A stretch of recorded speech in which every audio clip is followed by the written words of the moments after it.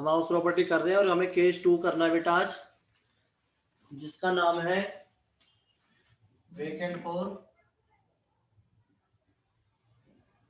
Some part of the year. इसका मतलब क्या है बेटा कि जो आपने अपनी प्रॉपर्टी, हाउस प्रॉपर्टी, जो घर आपने किराए पे दिया है,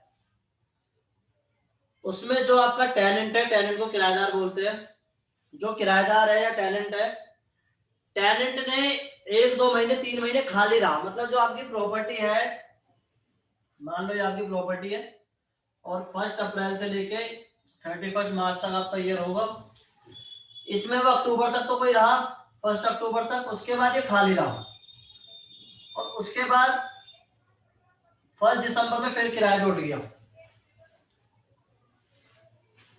तो ये जो वेकेंट पीरियड है, इसमें तो मुझे किराया रिसीव ही नहीं हुआ, मानते हो ये बात? तो क्या मुझे 10 महीने की, क्योंकि 2 महीने हो गए यहाँ से, आपका अक्टूबर निकल गया और नवंबर निकल गया, इन 2 महीने का मुझे किराया नहीं मिला, तो क्या मुझे 10 महीने की इनकम पे टैक्स देना है या 12 महीने की इनकम पे टैक्स देना है? क्योंकि एक्चुअली में जो मेरे को रिसीव हुआ है वो तो 10 महीने का रेंट हुआ है। बात समझ आ रही है बेटा? जो आपको रेंट रिसीव हुआ है वो तो 10 महीने का ही हुआ है ना, तो 10 महीने पे लगेगा, 12 महीने पे लगेगा, इसका लो पढ़ना है मुझे पहले कि इसका कैसे हमें लेट आउट वैल्यू निकलती है, तो वो देखते हैं बेटा कैसे निकलेगी। तो gross annual let out value की हमें बात करनी है।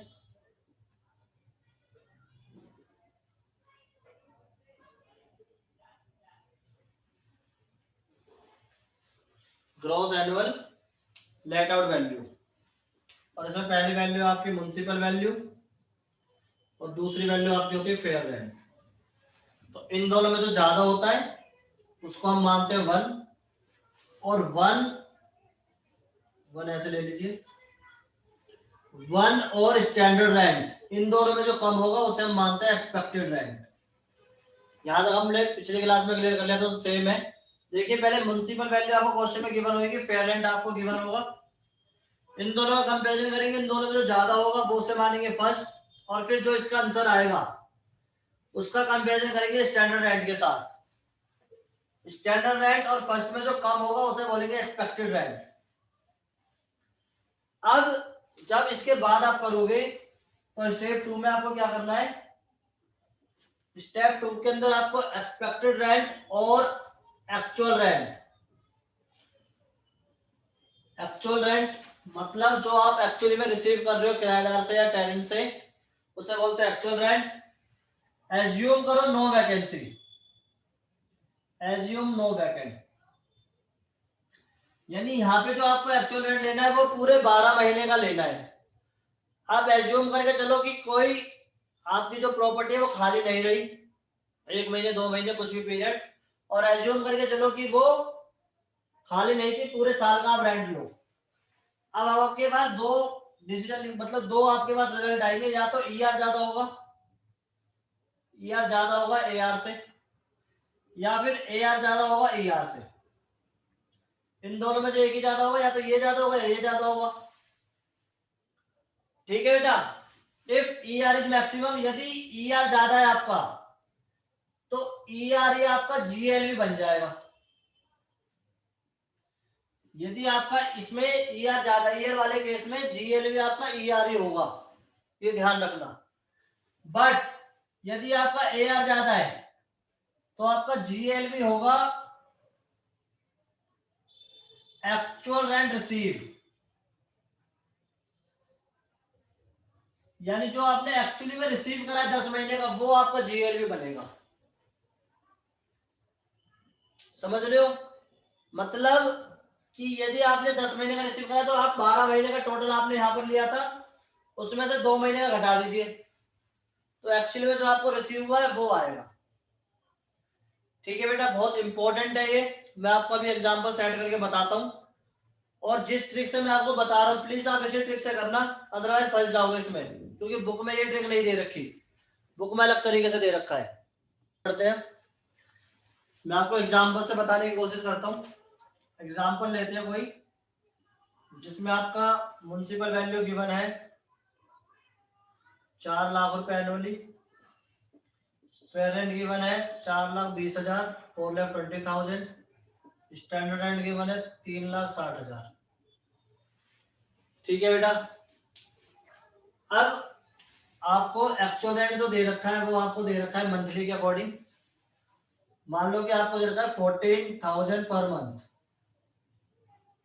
40,000, 40 नहीं लेते, हम ले लेते हैं 32,000 पर मंथ। 32,000 महीने का रेंट है और वैकेंट रहा 1 महीने।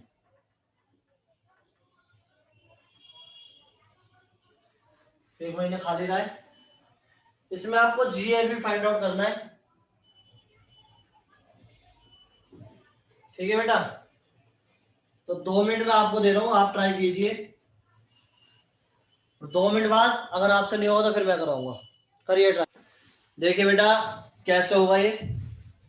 सबसे पहले आपको स्टेप 1 करना है सॉल्यूशन में, और स्टेप 1 में हमें फाइंड आउट करना होता है ईआर। तो ईआर फाइंड आउट करने के लिए पहले आप म्युनिसिपल वैल्यू और फेयर रेंट में कंपैरिजन करोगे, और इन दोनों के कंपैरिजन में करोगे तो 4,20,000 आएगा। ठीक है, जो ज्यादा होगा इन दोनों के कंपैरिजन में वो लेते हैं, तो 4,20,000 आ गया। फिर 4,20,000 में और स्टैंडर्ड रेंट में कंपैरिजन करोगे इन दोनों में जो कम होगा तो वो आपका है 3,60,000, क्योंकि 4,20,000 में और 3,60,000 में 3,60,000 कम होगा। ठीक है बेटा। अब स्टेप 2 में हमें जो करना है वो देखिए, मेरे पास ई आ रहा है आपका 3,60,000, और अगर मैं सृष्टि के अकॉर्डिंग करूं, ये कह रही थी कि आप वैसे मत करना, आप सीधा ले लीजिए। अगर मैं इसको 11 महीने का रेंट लूं तो 11 महीने का रेंट आ रहा है 3,52,000। सृष्टि आपका मैं डाउट भी क्लियर कर रहा हूं साथ में। अगर मैं इसे डायरेक्टली करूं 3,52,000 आ गया। अब इन दोनों में कंपैरिजन करके आप ज्यादा देखोगे तो 360 आ रहा है, जबकि आंसर इसका 352 है। तो वो कैसे होता है बेटा, आपको 352 नहीं लेना यहाँ पे, नहीं तो गड़बड़ कर दोगे जल्दी जल्दी में। आप यहाँ पे एज्यूम करिए नो वैकेंसी, यानी ये तो आपका ई आर हो गया। ए आर जब आप लोगे तो आपका आएगा 32,000 into 12, that is 384। Assume no vacancy. इसके बाद मैंने अभी आपको बताया था यदि ई आर ज्यादा होता तो ई आर ही जीएल भी होता, बट ऐसा नहीं है। यहां पर जो ज्यादा है वो ए आर है, और यदि आपका ए आर ज्यादा है तो आपका जीएल भी क्या होगा, जो आपको रेंट रिसीव हुआ है वो, यानी 3,52,000।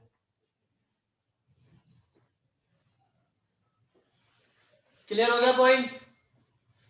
अगर किसी बच्चे को लगता है नहीं है, डाउट है, तो प्लीज पूछिए।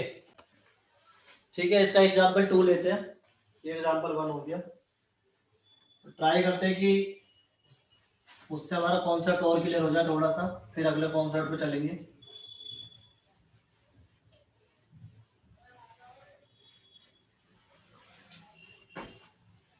मान लीजिए बेटा आपका म्युनिसिपल वैल्यू और फेयर रेंट सेम है जो हमारे लास्ट एग्जांपल में था, बट यहाँ पे जो हमारा चेंज हुआ है वो है स्टैंडर्ड रेंट नॉट एप्लीकेबल है, यानी यहाँ पर स्टैंडर्ड रेंट है ही नहीं क्वेश्चन में।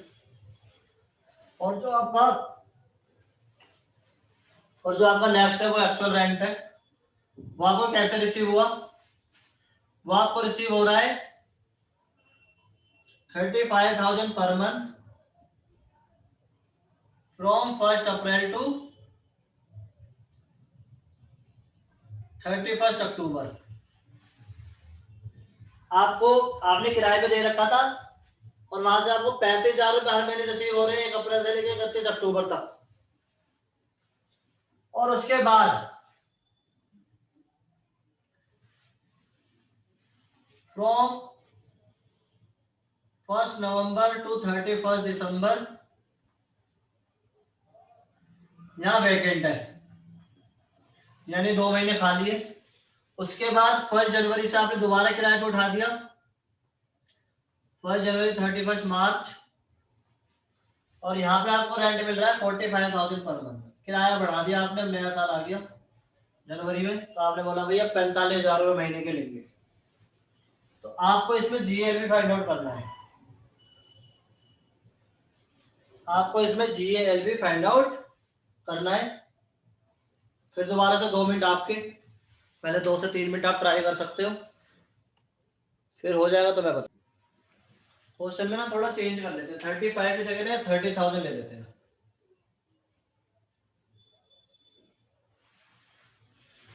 30,000।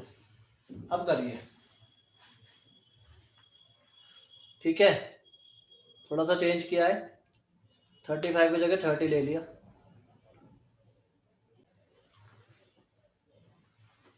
कंटिन्यू करते हैं।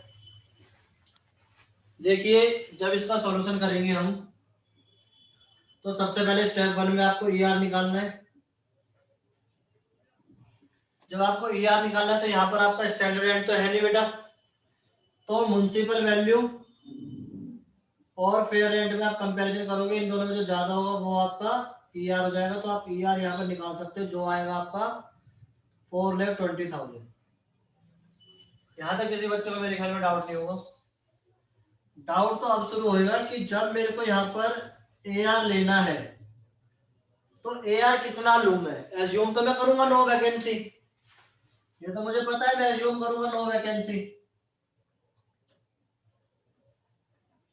बट जो यहाँ पर 2 महीने खाली है, 2 महीने वेकेंट है, इसमें मैं 30,000 लूं या 45,000 लूं, प्रॉब्लम ये है।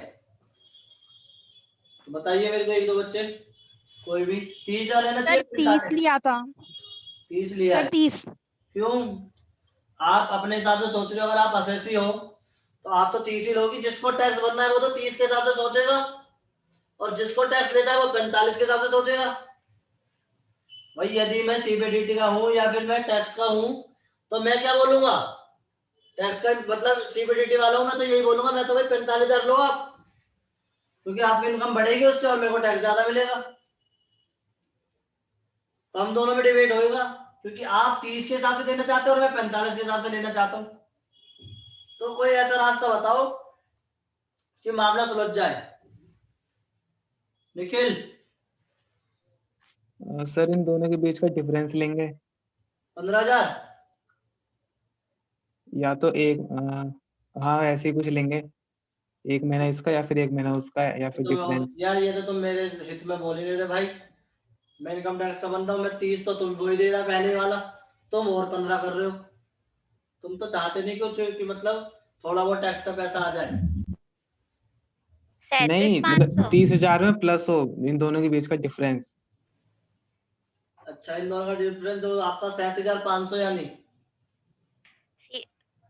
यस सर, वही करेंगे ना, 45 + 30। इन दोनों का डिफरेंस तो 15,000 है। तो 15,000 अरे दोनों का ले लो ना, एक मंथ 30 ले लो, एक मंथ 45। एक महीने 30 ले लो, एक महीने 45 ले लो, और भाई और किसी का ऑप्शन? एक महीने 30 ले लेते, एक महीने 45, लेकिन मैं तो 45 लूंगा भाई, मेरे महीने ऑलरेडी कम है, मेरे तो 3 ही महीने हैं, तुम्हारे तो 7 ऑलरेडी है, 30 वाले के तो तो ऑलरेडी हमारी भी है। तो सोचो। सर जब खाली हो रहा था तब तो 30 मिल रहा था, तो इनकम टैक्स वाले को 30 ही लेना चाहिए, उसको इससे मतलब नहीं होना चाहिए बाद में कितने मिल रहे हैं। जब खाली हो रहा था तब तो 30 था। वो तो ठीक है, लेकिन इनकम टैक्स वाला तो ये भी बोल रहा है कि आपने मन से 30 में उठा रखा था, 45 में उठ सकता है आपका। तो आप सर सुनिए, दोनों का एवरेज नहीं ले सकते, 30 + 45 / 2 करके। वेरी गुड, 37,500 ले लेते हैं 2 महीने का, है ना। हाँ, एवरेज। बेटा हर बुक में अलग अलग तरीके से दे रखा है, किसी में 30 भी ले रखा है, किसी में 45 भी ले रखा है। बट जो मेरा पॉइंट ऑफ व्यू है, मैं अपने पॉइंट ऑफ व्यू से अगर आपको बताऊं तो इसका वेटेड एवरेज लेना चाहिए। देखिए महीने अलग अलग है, सब दोनों के 4-4 महीने होते तो क्या होता कि हम नॉर्मली ले लेते वेटेड, जो आप सिंपल एवरेज बोल रहे हो वो। बट सिंपल एवरेज नहीं ले सकते, क्योंकि यहाँ पर वेट भी अलग है बेटा। 30,000 7 महीने मिल रहा है और 45,000 सिर्फ 3 महीने मिल रहा है। तो यदि मैं आपका देखूं तो 30,000 जो है वो 7 महीने का है, प्लस 45,000 जो है वो 3 महीने का है, और ये टोटल रेंट आपका 10 महीने का है, तो 10 से डिवाइड करके 1 महीने का आ जाएगा, और इस पूरे को अगर मैं 12 से मल्टीप्लाई कर दूंगा तो 12 महीने का हो जाएगा। बनना चाहिए ये। अब आप मेरे को ये बात बताओ, जो आपने भी सारे सोचे और मैंने ये बताया, कौन सा बेटर लग रहा है? जो आपने बताया। भाई ये 10 महीने का रेंट है, इतना ही तो मिला आपको, इसको मैंने 10 से डिवाइड कर दिया तो मेरा 1 महीने का आ गया एवरेज, और 1 महीने को मैंने फिर 12 से मल्टीप्लाई कर दिया तो 12 महीने का बन गया। सही है ना भाई? सबके हिसाब से देख लिया, बट हर बुक में अलग अलग तरीके से है, तो आप इस तरीके से कर सकते हो, क्योंकि ये मेरे को पॉइंट व्यू सबसे बेटर लगता है। तो आप इसको मल्टीप्लाई करके लिख सकते हो 2,10,000 प्लस 1,35,000 डिवाइड बाई 10 इंटू 12। तो अगर आप सॉल्व करके बता दीजिए बेटा कितना आ रहा है इसको। क्या जाएगा आपका 486,000 आ रहा है। 345 यानी 1 महीने का आ गया आपका 34,500 इंटू 12, तो 14,869, तो 414,500 नहीं गलत आ रहा है, 414 आएगा शायद। हाँ सर 4,14,000 आ रहा है। 4,14,000। तो आपका ER 420 था और आपका एक्चुअल रेंट आ गया स्टेप 2 में। स्टेप 2 जब हम करेंगे तो ER और AR इन दोनों में तो ज्यादा होता है, तो ER है आपका 420 और AR है आपका 414, तो आपका जो GLV बनेगा वो बनेगा आपका 420। ठीक है बेटा, तो इस तरीके से 420 बनेगा, बट कॉन्सेप्ट आपका क्लियर होना चाहिए। 35,000 वाले मामले में भी हो जाता क्वेश्चन, बट मैं थोड़ा सा क्लोजली बनाना चाहता था ER और AR को, इस वजह से मैंने वो 35 जगह 30 कर दिया, अदरवाइज 35 से भी आप कर सकते हो, कॉन्सेप्ट यही होगा। ठीक है बेटा, कंटिन्यू करेंगे आगे और अगली क्लास में मिलते हैं।